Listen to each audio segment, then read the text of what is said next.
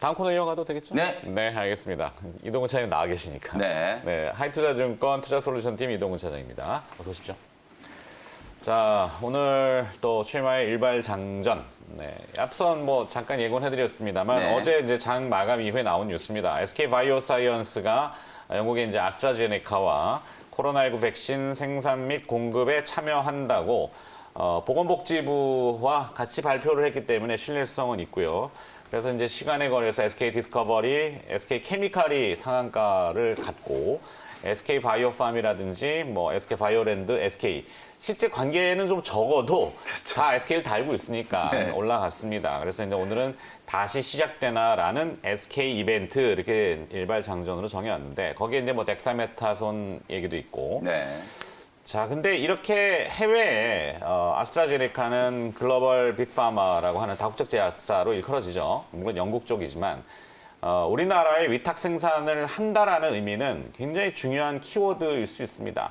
이게 그 전략 자산일 수 있잖아요. 지금 현재 코로나19의 백신이라는 게 그 자국에 먼저 그리고 이 데이터 맵을 저렇게 해외 업체, CMO 업체에 공개를 한다는 것은 그만큼 우리나라의 위상이 올라갔다. 그러니까 단순히 SK 바이오사이언스라는 기업만 볼 것이 아니라 우리나라 전체에 대한 방역과 그다음에 신뢰도의 문제다.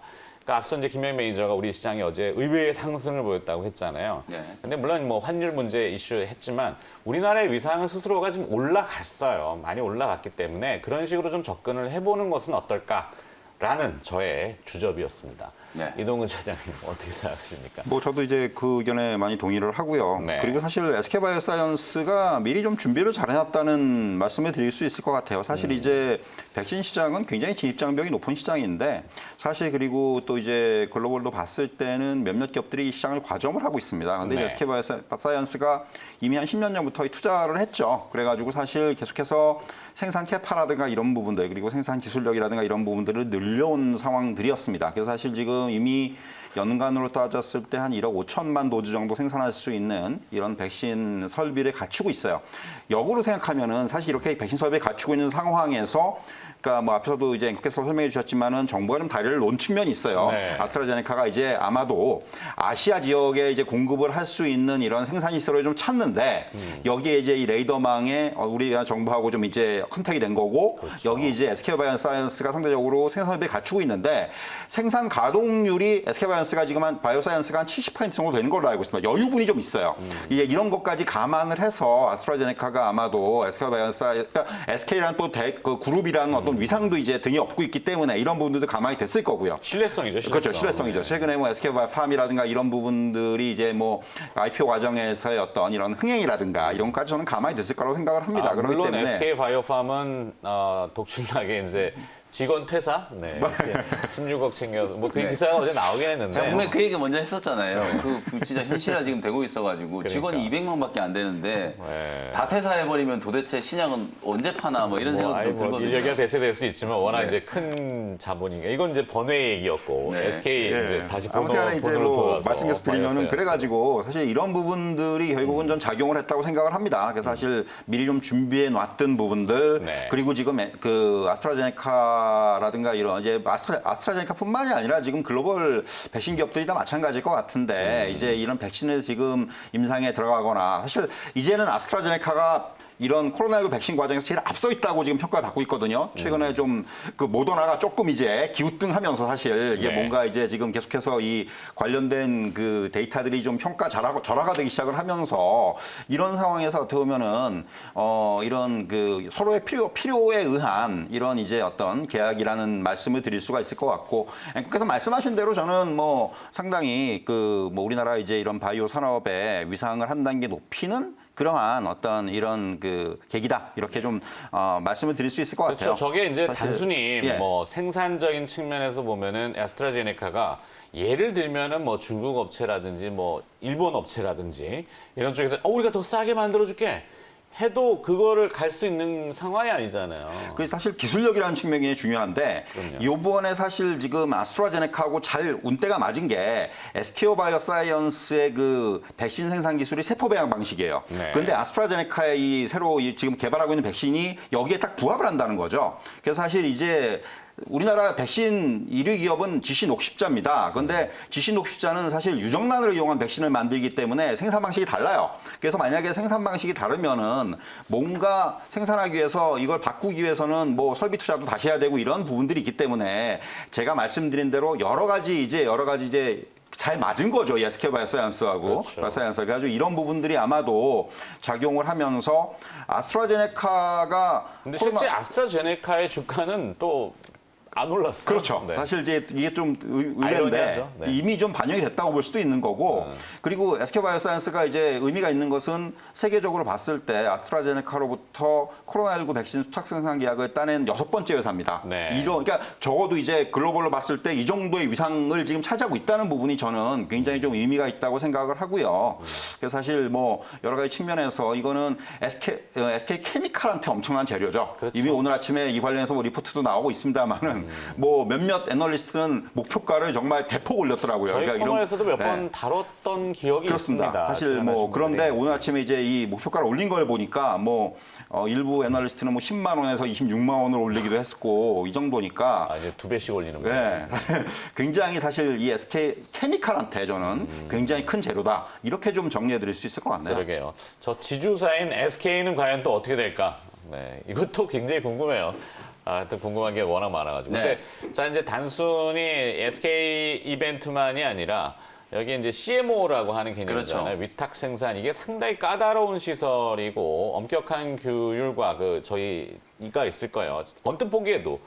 그러면 CMO 관련된 기업들 대표적으로는 또 뭐 네. 삼성바이오로직스도 그렇죠. 있고.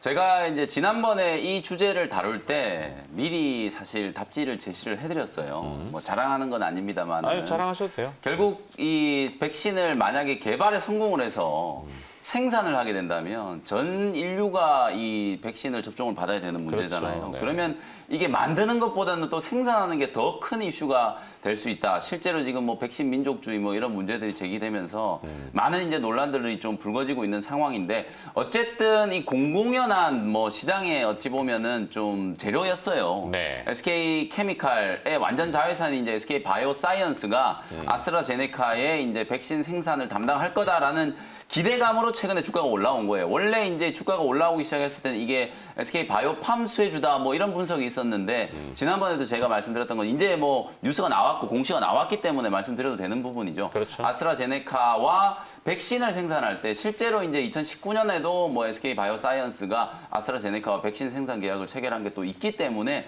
앞서 우리 차장님이 또 잘 말씀해 주신 것처럼 실제로 이제 이 백신의 시스템 특히나 이번 코로나19 백신을 생산하는 게 결국 항체와 면역 세포 이 두 가지를 지금 다 잡아야 된단 말이에요. 이걸 이제 생산할 수 있는 기업이 많지가 않다라는 거. 우리나라로 따지면 이제 삼성 바이오로직스와 SK 케미칼 정도다. 이렇게 이제 생각을 하시면 될 것 같고요. 그 외에 이제 CMO 기업들 방금 이제 녹십자도 말씀해 줬지만 공정이 이제 조금 다르다는 부분. 그리고 제넥신과 같이 이제 또 백신 만약에 우리나라에서도 GX19 이제 제넥신이 개발하고 있는 백신이 개발에 성공을 했을 때 그걸 누가 생산할 거냐? 바로 바이넥스라는 또 CMO 기업이 있거든요. 네. 이런 기업들이 왜 또 주목을 받을 수 있냐면 실제로 이 백신 생산이라는 공정 자체 사실 제조 공장이라고 하지만 삼성 바이오로직스가 거의 바이오 기업을 훨씬 더 능가할 정도의 밸류에이션을 평가받는 이유는 이 제조 공정을 사실 세계 GMP 인증이라고 하죠. 이걸 네. 인증받는 게 정말 힘들거든요. 아무 기업이나 할 수 있는 게 아닌데 SK 케미칼이라든지 삼성 거기에도 바이오로직스 클린룸이 엄청 또 그렇죠. 들어가요. 맞습니다. 사실. 네. 그래서 이런 이제 GMP 인증을 받은 기업 그리고 GMP 인증을 획득하기 어렵다라는 유럽에서 인증을 받은 기업이 바로 SK 케미칼, 삼성 바이오로직스, 바이넥스 같은 이런 기업이기 때문에 아마 CMO와 관련된 또 일종의 테마가 좀 형성이 그럴 된다면 수도 있죠. 이런 기업들도 분명히 좀 주목을 해볼 필요가 있다라는 것도 한번 짚어드리도록 하겠습니다. 자, 이게 이제 조금 지나보면 그럴 거예요. 아마 수십억 개가 생산이 되려면 그렇죠. 그 용기 업체들 있잖아요. 네, 맞습니다. 그 앰플 뭐 이런 것도 아마 다 붙을 거라고 생각이 상상의 날에 네. 저의 그냥 잠깐 생각이었습니다. 갑자기 흥이라는 기업이 떠올랐는데요. 그러니까요. 네, 네, 뭐 맞아요. 이런 뭐 네. 용기들. 네. 하여튼 그래서 화장품 잘 팔리면 화장품 용기도 그렇습니다. 한때 이슈가 되고 그랬는데 네. 그것처럼 네.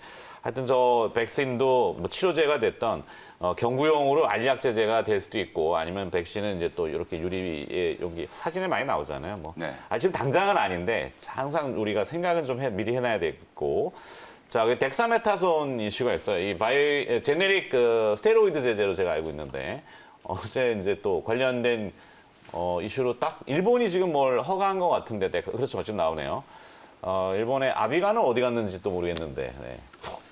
사실 이제 덱사메타손을 일본에서 뭐 이제 렘데시비르에 이어가지고 두 번째로 네. 그 코로나19 치료제로 인정을 했는데, 이거는 저는 좀 국내에서는 좀 논란이 될 수가 있다는 생각이 드는 게, 네. 일본의 입장은 아직까지는 제가 이제 체크를 해봤는데, 이거는 그 치료제라기보다는 염증 완화제라는 어떤 이런 인식들이 좀 있어요, 아직까지는. 그렇죠. 물론 이제 이게 약간 뭐 뭐가 다른지는 잘 모르겠는데, 어쨌든 간에 지금 이 덱사메타손이 뭐 연구에 따르면은 투여에 의해서 사망률이 한 40%, 29%에 저하가 됐다. 그러니까 중증 환자한테 이제 투여를 했을 경우에 이런 부분들, 그러니까 사망률을 낮추는 효과는 입증이 된 것으로 지금 이제 이런 연구 결과들이 나오고 있고, 뭐 그리고 이제 산소호흡이 필요한 환자의 사망률도 낮추는 그런 효과도 지금 어느 정도 입증이 됐기 때문에, 결국 지금 그런 거죠. 뭐 렘데시비르는 마찬가지입니다만은 지금 어차피 완벽하게 이게 치료약이다라고 약이 나오기 전까지는 그렇죠. 뭔가 효과 있는 것들은 써봐야 되는 거고요. 네. 지금 특히 중증 환자들한테는 뭐 똑같은 거죠. 이게 뭐 예를 들면 뭐 암 같은 경우도 진짜 암 말기이신 분들은 뭐든지 해보잖아요. 뭐 이게 네. 민간요법이 됐건 진짜 뭐 구충제를 먹건 뭐든지 하지 않습니까? 똑같은 그렇죠. 얘기라고 생각을 해요. 그렇기 때문에 지금 사실 이렇게 이제 뭔가 중증 환자라든가 이런 분들한테는 분명히 도움이 될 수 있는 부분들은 이렇게 뭐 아마 이제 일본 정부에서 허가했기 때문에 이런 부분들이 조금 이제 확산이 될 가능성은 큽니다. 그리고 이미 시장에서는 뭐 덱사메타손 관련주들은 주가가 많이 움직였죠. 뭐 어제 같은 경우도 뭐 신일제약이라든가 뭐 부광약품이라든가 또 신풍제약, 우리의 그 대표주, 이런 종목들이 이미 굉장히 강하게 움직였습니다. 그렇기 때문에 사실 뭐 저는 오히려 오늘은 이런 종목들이 이게 뉴스가 나와가지고 조금 오늘 뭐 우리가 늘 아침에는 봐왔던 강하게 출발하겠지만은 재료 노출에 따른 차익 조금 실현의 저는 차익 비중이 실현도 나오지 않겠는가라는 생각도 들어오면서 좀 생각을 해봤어요. 물론 저는 이건 시장이 좀 지나봐야지 알겠지만은, 그렇죠. 어쨌든 간에 지금 그만큼 저는 이 관련된 앞으로도 아마 이런 약품들이 계속해서 아마 인증을 받을 거고 나올 거예요. 앞에서 말씀드린 대로 확실하게 이제 치료제가 딱 픽스가 되기 전까지는. 네. 그렇기 때문에 이런 쪽에 그러니까 좀 더 폭넓게 말씀드리자면은 제약바이오 쪽에서의 계속된 치료제 관련된 이벤트 이슈는 계속해서 살아있을 것이고, 시장의 중심에서 움직일 수밖에 없다. 이게 저는 좀 드릴 수 있는 말씀인 것 네, 같습니다. 알겠습니다. 그것도 뭐 새로운 것들을 또 찾아야 되는데, 일단 김현 매니저는 또 네. 이제 파미셀 지키시러 가셔야죠. 네, 저도 이제 한마디만 좀 오, 이제 그럼 또 뭐 보태기를 좀 거 계셔도 상관은 해드리고 없어요. 싶은데, 본인이 시간이 이제 시간이 조금 또 남아 있어서 네, 꼭 그래요? 드리고 싶은 말씀이 있어요. 지금 이제 차장님 말씀해 주신 거 이제 조금 보태기를 하는 건데요. 제가 이제 이번 주 들어서 특히나 이제 신풍제약, 네. 신풍제약의 시총이 지금 5조가 넘었단 말이에요. 오늘 거래 재개되죠. 그렇죠. 과연 이걸 어떤 논리로 또 설명을 좀 해드려야 될까? 제가 공개 방송을 하다 보면 신풍제약이 왜 올라가는 거예요? 이런 질문을 되게 많이 하시거든요. 그리고 그렇죠. 왜 신풍제약이냐? 저도 물어보고 싶네요. 왜 그렇죠. 올라가는 다른 거예요? 기업들 많아요. 그래서 그거를 제가 좀 고민을 해본 결과를 좀 말씀을 좀 드리고 싶은데, 일단은 우리가 이제 백신과 치료제 중에 치료제가 더 잘 가고 있잖아요, 우리나라는. 미국도 아마 마찬가지일 거예요. 백신을 정작 개발한다는 모더나나 화이자 같은 기업들보다는 그와 이제 관련되어 있는 치료제를 개발하는 기업들의 주가가 뭐 수백 %씩 지금 급등을 했기 때문에, 이 논리는 어떤 논리냐면, 백신은 아예 없던 걸 새로운 걸 이제 창조해가는 과정이잖아요. 전혀 없던 걸 이제 창조해가는 과정이고, 실제로 백신이 올해 안에 개발된다라는 확신을 가지고 있는 사람이 그리 많은 것 같지도 않아요. 지금 네. 초고속 작전이라는 이름으로 수조 원의 자금 지원을 민간 기업에다가 돈을 투입을 하면서 백신 개발을 하고 있지만, 여전히 이걸 이렇게 개발을 해도 되나라는 의구심을 많은 분들이 지금 가지고 있거든요. 네. 아마 그래서 백신 관련주들보다는 치료제와 관련된 기업들이 좀 잘 가고 있다. 왜냐하면 치료제는 지금 이제 전혀 새로운, 어제 말씀드렸던 셀티리온처럼 전혀 새로운 치료제를 개발하는 게 아니라 대부분 이제 약물 재창출을 통해서 네. 어느 정도 안전성이 입증되어 있는 의약품을 코로나19에 그냥 적용을 해보는 그런 과정이거든요. 그 과정에서 효과가 있는 치료제를 찾는 과정이기 때문에, 이게 어느 정도의 효과만 좀 부각이 되면 마치 뭔가 대단한 걸 찾은 것처럼 시장이 이제 열광을 하고 있는 거거든요. 네. 그게 저는 첫 번째 차이점이라고 보고, 두 번째는 왜 그러면 신풍제약이나 뭐 이런 덱사메타손 뭐 이런 이제 계열의 종목들이 렘데시비르보다 더 강하느냐? 렘데시비르는 투여하는 게 상당히 까다로워요. 네. 그래서 주사를 맞아야 되잖아요. 그리고 가격이 제가 알기로도 정맥 주사 맞아야 한 번 치료하는데 수백만 원이 든단 말이에요. 네. 이게 접근성, 그럼 전 세계 인류가 수백만 원짜리 치료제를 다 맞을 수 있느냐? 불가능하다는 거죠. 그래서 치료제도 이제 좀 구분을 좀 해야 되는 게 아주 중증의 환자분들, 심각한 상황에 있는 분들이 이제 렘데시비르와 같은 이런 이제 고가의 치료제를 이제 투여를 하는 거고 대부분은 이제 일반인들이 이제 우리가 감기약, 뭐 독감 백신 맞고 감기약 복용하는 거, 타미플루 복용하는 것처럼 네. 일반적으로 좀 접근성이 쉬운 경구용으로 복용을 하면서 아주 값싸게 구할 수 있는 치료제가 뭐냐? 그런 게 바로 이제 덱사메타손과 같은 이런 계열의 그 치료제라는 거예요. 그래서 이제 제가 추정을 좀 해보면 신풍제약이라든지 부강약품이라든지 뭐 일양약품이라든지 이런 기업들이 아주 급등세가 좀 나타나고 있는 게 아닐까. 그러면 이제 또 다른 뭐 치료제 또 약물 재창출을 통해서 부각될 수 있는 기업들도 제가 말씀드린 기준으로 좀 분류를 좀 해보다 보면 또 걸리는 종목이 분명히 좀 있을 거라는 생각이 좀 들거든요. 그렇죠. 네. 차장님 말씀처럼 분명히 이 치료제와 관련된 뭐 백신 치료제와 관련된 모멘텀은 상당 기간 또 이어질 수밖에 없기 때문에 후속주를 공략을 할 때도 제가 말씀드린 요 기준을 가지고 좀 고민을 해보시면 조금 더 수혜주를 좀 쉽게 접근을 할 수 있지 않을까 이런 생각을 말씀드리면서 저는 오늘 오후 4시 무료 공개 방송도 네. 안내를 해드리면서 물러나도록 하겠습니다. 알겠습니다. 이벤트 예고까지. 네. 마침 말씀하시는 동안 또 기사가 나왔지만 코로나19 치료제 개발에 가속도가 붙고 국내 얘기입니다. 이 상용화의 타임라인이 윤곽이 잡히고 있다. 이렇게 되니까 뭐 새로운 기업들의 또 이슈가 있을 겁니다. 사실 신풍제약 주가가 왜 올라가요라고 신풍제약에 전화해보면 그쪽에서도 글쎄요라고 얘기할 거예요, 아마. 전화번호 네. 아시잖아요. 한번 전화, 네, 저희 압니다. 생방송에 한번 전화 연결도 이런 것도 해보고 싶긴 한데. 전화를 해봤는데 전화를 안 받죠 이제. 아, 그래요? 못 네. 받죠 이제 바쁘니까 워낙에. 전화가 안 된답니다. 네. 네. 자, 김영 매니저는 파미쉘 시키러 잘 네. 또 갔다 오시고 내일 또 아침에 뵙겠습니다. 고맙습니다. 네, 감사합니다.